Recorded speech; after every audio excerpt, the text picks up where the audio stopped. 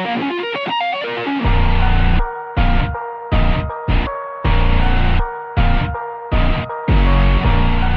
me, your boy Blugent again, and today I'll be doing a Yu-Gi-Oh! Tier analysis video, and I'll be doing it on Goukis and Dinowrestlers. So let's get started. First off, we have Goukis, and they are a range archetype. Anyways, let's get started. For the pros, they have great monsters, especially boss monsters. They also have good spells and traps. Wait, what am I saying? There's no traps in Goukis, so just great spells. They can also OTK, they can float, they are consistent, they are versatile, and they have decent protection effects. For the cons, this deck is very normal summon reliant, and I feel like this is the thing keeping it away from being even higher on the tier list. But yeah, like if you stop a normal summon in Goukis, there's not really much they can do. It's a similar problem Blackwings had in the sense that, yeah, they could swim the field, but they have to have a Blackwing present on the field in order to do so. If you don't have a Gouki present on the field, there's not really much you can do with Goukis. Also, this deck can lose to 2+ disruptions. For the stats, I'd give this deck a 4 out of 5 in power, mostly because of their boss monsters and their ability to get bigger and bigger, and not to mention their built-in protection effects. Also, the fact that they can also TK due to Gouki Finisher. For defense, I'd give this deck a 2.5 out of 5. For recovery, a 3 out of 5, since all you need is like 2 Goukis on the field and you could basically just go off and get back into the game.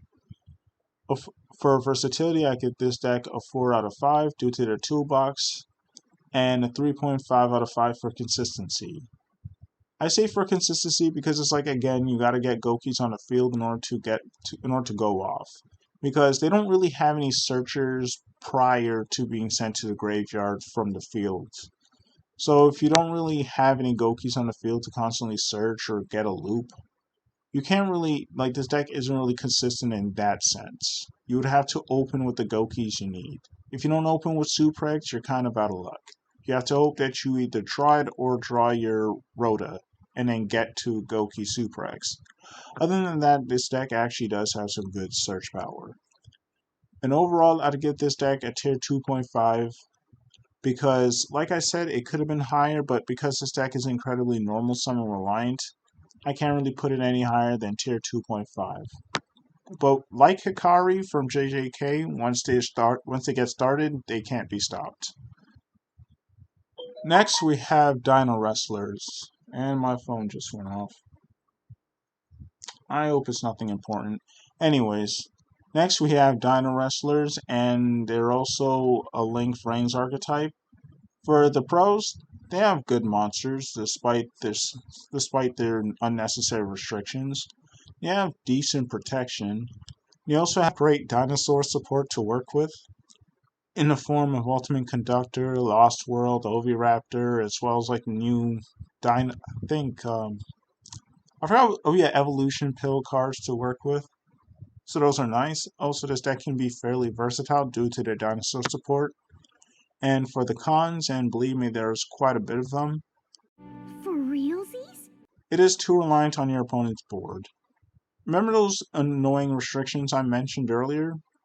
It's because most of the Dino Wrestlers depend on your opponent having more monsters than you do, which is incredibly annoying because you can't consistently rely on your opponent doing that. I just hate relying on your opponent's board to do things, especially for a lackluster deck like Dino Wrestlers. The next is needless restrictions. I was just talking about that, but it goes further than relying on your opponent's board, actually. Because, like, 2 or 3 of the Dino Wrestler monsters specify that you have to control no monsters to special summon them from your hand. And that is annoying because that heavily conflicts with themselves. Just like with Melodious Diva, and how I just did not like that deck because a lot of the monsters had similar effects and they conflicted with each other very heavily. This deck has the same problem but worse. Also, this deck has trouble dealing with monster removal because most of their protection is in the form of battle, and the only protection they do have that protect them from card effects, besides Miscellaneous Saurus, is yeah, it's a like level 5 monster with 1600 attack. It is pretty weak because its only actual effect is that you can special summon it when you inflict damage to your opponent, which is going to be very hard to do in Dinowrestlers. Also, its only other effect is once it's on the field, your opponent cannot target any other Dinowrestler card you control with card effects. So that is incredibly lackluster protection. Also this deck cannot close out games because even if field spell kind of goes against this deck itself, because a field spell basically makes it so you can only attack with one monster each turn, because that gives your opponent plenty of turns to actually close out the game. Also, this deck lost to Pankratops because Pankratops was basically the disruption that this deck had, but because a lot of other decks used Pankratops, it just basically went down to 1. Also, it lacks swarming ability because, like I mentioned, the restrictions make it hard for you to swarm the field. It would be so nice if some of them didn't have those conflicting restrictions. At least that way you'd be able to play Dinowrestlers the way they were meant to be played, but because Konami just hates Dinowrestlers for some reason, they're stuck the way they are. I said what I said meant every single solitary syllable. For power, give this deck a 2.5 out of 5.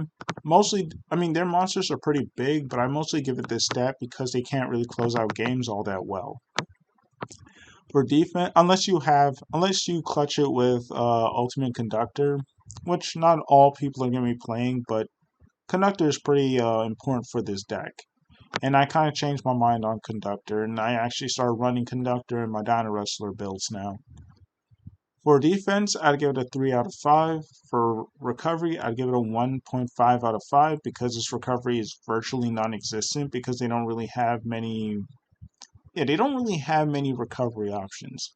Yeah, Stegosaurus is a recovery option, but like I mentioned, it is highly reliant on your opponent's board. For versatility, I give it a 3 out of 5, and for consistency, I'd give it a 2.5 out of 5. Overall, I'd say that this deck is a tier 3 deck. It is not absolutely horrible or as bad as it used to be. It is better, but still.